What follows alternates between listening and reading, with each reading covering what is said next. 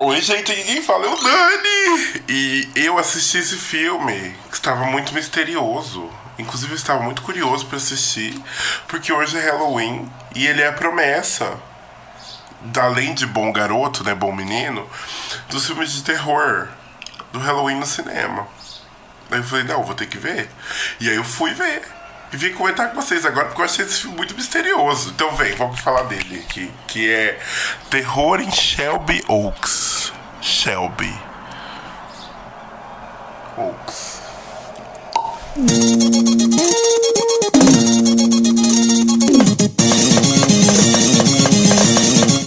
Não tem como comentar desse filme sem falar do processo que foi produzi-lo. O Chris, que ele é um youtuber e... Olha, sabe? Ele é um youtuber e crítico de cinema. E aparentemente também ele é cineasta, mas eu já não tenho muita informação, porque eu também não me interessei o suficiente por ele. Ele abriu um programa de financiamento coletivo no canal dele para arrecadar capitais, dinheiros e monies para produzir o filme que ele queria fazer, que é esse Shelby Oaks. E aí ele capitalizou isso numa forma de dinheiro ali de inscritos, não sei como é que funciona o fandom. E eles doaram esse valor, ele produziu o filme e aí ele encontrou uma distribuidora que topou entregar o filme dele em circuito nacional. E aí esse filme teve algumas refilmagens, que é nítida quais são. E o Mike Flanagan pegou o filme para fazer alguma produção ali dentro, mas eu já vou comentar sobre isso. E aí distribuiu isso em circuito mundial. E a gente tem acesso agora, estreou aqui no Brasil dia 30 de outubro. E aí, o que eu preciso falar antes? Claro que ele é um youtuber, crítico de cinema, e a carapuça que serve, porque eu fiz graduação em artes visuais. Tem coisa que eu entendo de tanto de referência quanto de teoria. E fui apaixonado por cinema, sempre estudei muito essa questão, desde a história do cinema até algumas questões técnicas, práticas, enfim. Mas nem por isso eu vou falar que eu sou um bom cineasta. Obviamente, não é só porque eu assisto muitos filmes, não é porque eu sei da teoria do processo de criação, de como vem a criação do roteiro, de como passa isso pelo processo de várias produções, de várias pessoas que estão produzindo o filme. Não quer dizer que eu. Não é só porque eu sei de uma perspectiva, seja profissional, seja pessoal, diferenciar o que é um bom filme, o que não é, que também é muito subjetivo, que eu vou ser um bom cineasta. A gente tem que pontuar essa parte, porque é muito relevante. Tem gente que é ótima crítica de cozinha, mas é um péssimo cozinheiro. Temos que ver isso aí. Aí entra aquela discussão de dom, talento, enfim. Entre as conversas. E o que aconteceu? Eu acho que o Mike Flanagan aqui entrou só para ter um nome mais cativante para o público, para atrair pessoas para assistir esse filme. Porque não tem muito dedo Mike Flanaganiano aqui, não que ele tem também uma assinatura tão bem descrita assim nos cinemas, mas não parece ter. E assim, entrar na produção do filme praticamente depois que ele tá pronto é muito complicado, né? Mas também, assim, o nome de um youtuber nos Estados Unidos pode até ter alguma, né, uma projeção, mas no resto do mundo, a maior parte das pessoas não sabia quem era. Eu tive que pesquisar. Mas, enfim, dito isso, Diamond Films trouxe para o Brasil. Na minha cidade só veio dublado, tive que ver o filme completamente dublado. Aqui eu já falei que filmes de terror eu prefiro legendado. E acho que aqui teria sido outra experiência também. Mas vamos lá para o que conta. Porque esse filme, ele... Já vou falar sobre isso, vamos lá. O filme conta a história da Maya, que a sua irmã Riley fazia parte de um grupo de youtubers paranormais que se chamava Paranoicos Paranormais. Era um quarteto, duas mocinhas, dois rapazes que faziam visitas a lugares assombrados ou abandonados. E eles gravavam isso e postavam nos YouTubes. E aí, uma determinada viagem que eles fizeram para a cidade de Shelby Oaks, que é uma cidade fantasma, né, está abandonada, eles não voltam. E aí eles ficam desaparecidos por muito tempo. E aí Depois, o cadáver de 3 dos integrantes são encontrados e o da Riley ficou desaparecido. Essa irmã Maya, com um espírito assim de busca pela irmã, né, de respostas, começa a fazer, depois de muito tempo, uma investigação particular. Depois que os cadáveres são achados, ela começa a procurar sozinha pelo paradeiro dessa irmã. E ela começa a entrar em contato com traumas e memórias de uma presença que ela e a irmã presenciaram várias vezes quando criança e meio que assombrava elas. E aí novamente elas começam a lidar com essa criatura de novo. O filme se desenrola com essa irmã indo atrás, a Maya indo atrás da Mia, perdão.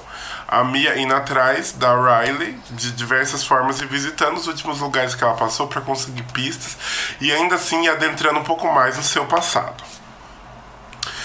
Eu tô resumindo muito bem esse filme, porque agora a gente vai comentar sobre o que eu achei. E talvez tenha... Eu vou tentar separar os spoilers lá pro nosso finalzinho. Mas é o seguinte, esse filme... é nítido ver que o Chris... Eu não sei se ele também é um roteirista, não lembro agora, mas eu imagino que seja. É nítido que ele tem várias referências de cinema. Aqui a gente tem... referências, por exemplo, a fenômenos paranormais, a gente tem referências a diversão macabra, a gente tem referência a muitos filmes e é assim, bem fácil de identificar, até Evil Dead, a gente tem várias referências. E é nítido quando a gente vai assistir, qualquer pessoa que tem um embasamento em roteiro, que ele teve várias ideias para fazer esse filme e ficou na dúvida de qual usar. Então ele foi escalando ideias diferentes para deixar a história super dinâmica, só que isso ficou um pouco corrido. A impressão que dá quando a gente está assistindo o filme é que a gente está assistindo um seriado resumido na Velocidade 2. Porque ele tem muitas narrativas que são curtamente exploradas e fica aparecendo episódios diferentes num filme só. Por exemplo, a gente começa o filme assistindo um mini documentário sobre o caso desses paranoicos paranormais e o desaparecimento deles. E aí tudo é apresentado igual o filme Hell House LLC, como se fosse um grande documentário. Isso são 20 minutos do filme. E ele é meio que feito... Não, nem 20, é menos. Ele é feito por uma outra cineasta dentro do filme que está fazendo um documentário sobre esse grupo que desapareceu, foi encontrado os cadáveres, etc.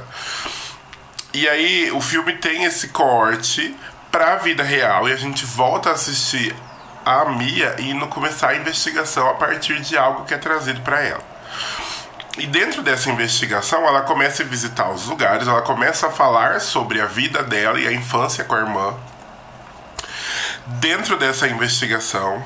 E aí ela começa a ter presenças paranormais, né, ao longo do filme. E ela vai começando a descobrir o que é que está indo atrás dela.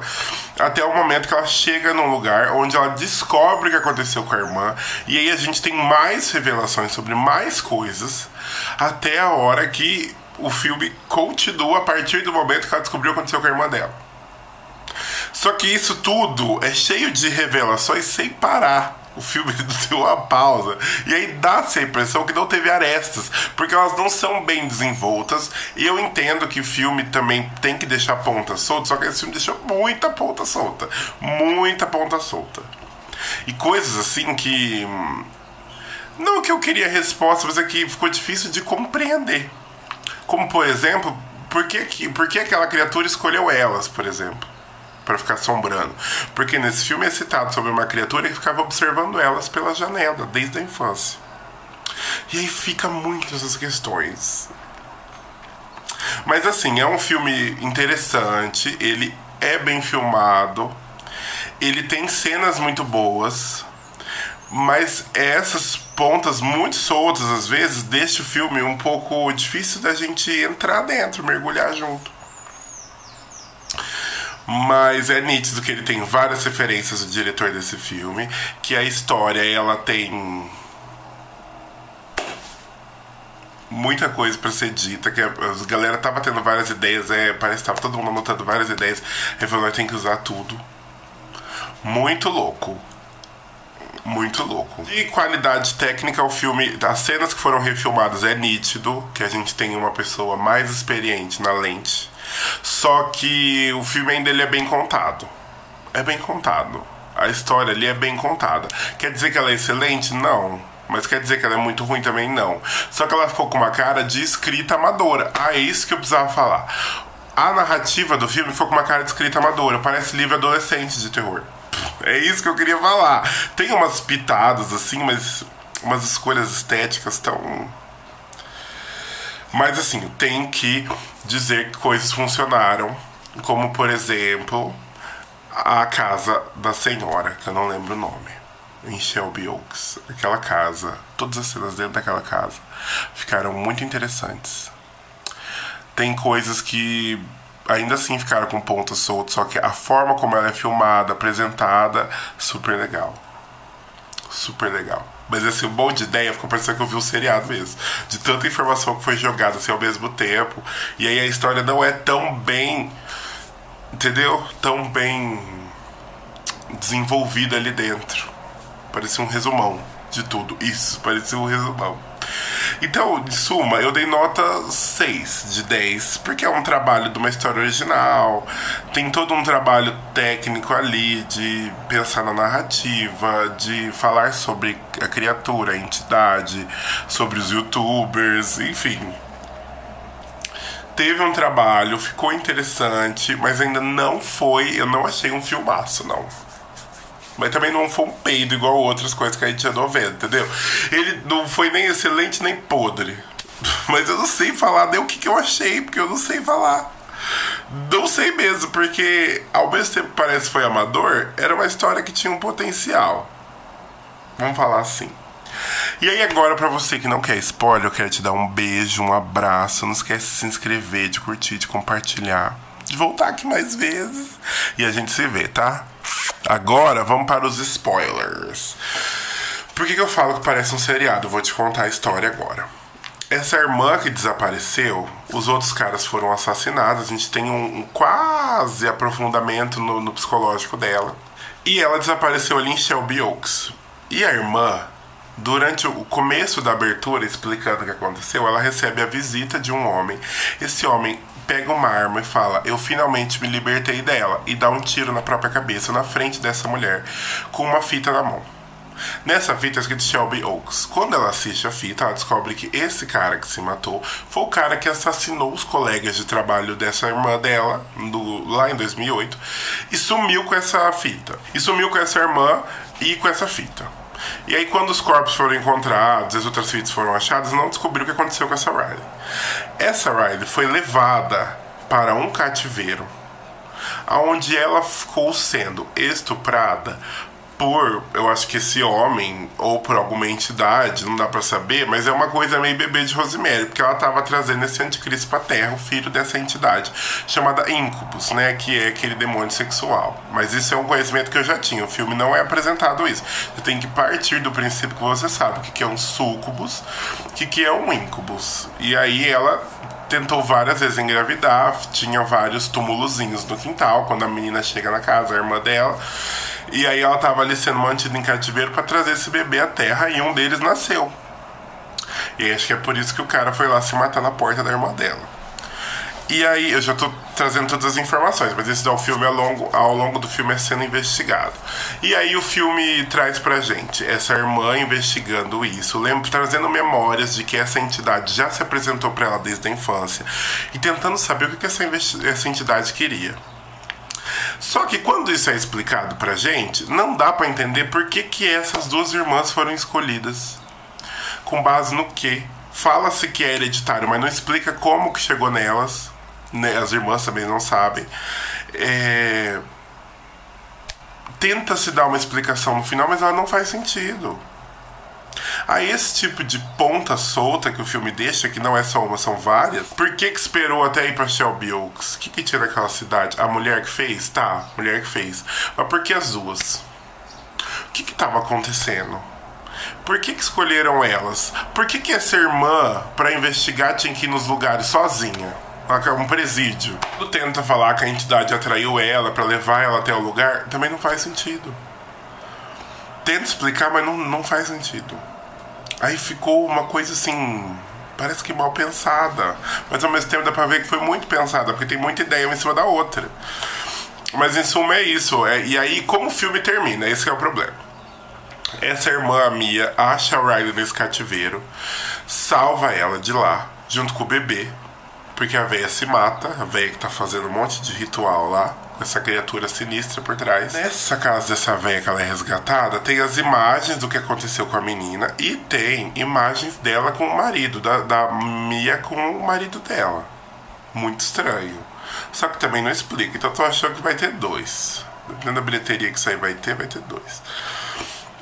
Quando ela vai embora com o bebê e a irmã sequestrada tenta matar o bebê quando tá em casa.